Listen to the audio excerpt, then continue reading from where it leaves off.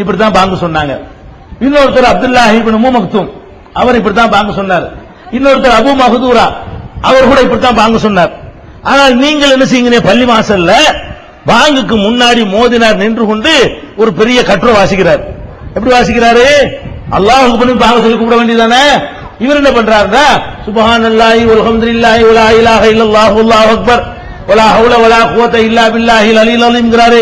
அப்புறம் இன்னல்லாஹு மலாயிகத்துஹு யுஸல்லூன அலன் நபி இது என்னமோ ஒரு பெரிய ஒரு 10 நிமிஷம் கட்டுரை வாசிச்சுட்டு அதுக்கப்புறம் அல்லாஹ் அக்பர்ங்கறார்.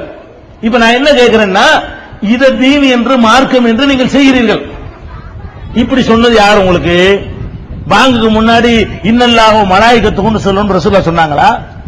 அப்படி ஒண்ணு சொல்றதா இருந்தா ரசூலுல்லாஹ் கற்றுக் கொடுத்திருப்பாங்களா இல்லையா? சுப்ஹானல்லாஹி வல்ஹம்துலில்லாஹி என்று சொல்லி ரசூலுல்லாஹ் கற்று தந்தாங்களா? இல்ல. ரசூலுல்லாஹ் காலத்தில் எப்படி பாங்கு சொல்லப்பட்டதோ அப்படி சொல்லாம நீங்க என்ன பண்றீங்க? இந்த பாங்குக்கு முன்னாடி ஒரு பெரிய விஷயத்தை சேர்த்து வைத்துக் கொண்டு மதுஹப் என்று உண்டாக்கி வைத்திருக்கிறது. ரசூலுல்லாஹ் என்ன சொல்றாங்க தெரியுமா? மன் அமில அமலன் லைஸ அலைஹி அம்ருனா ஃபஹுவ ரத்துன். என்னுடைய கட்டளை இல்லாமல் நான் ஆர்டர் பண்ணாமல் ஒரு அமலை ஒருத்தன் செய்தால் அது தூக்கி மூஞ்சியில வீசப்படும். இது பாங்கே இல்லைன்றுவான்ல. இது ரசூலுல்லாஹ் கட்டளையிட்டாங்களா?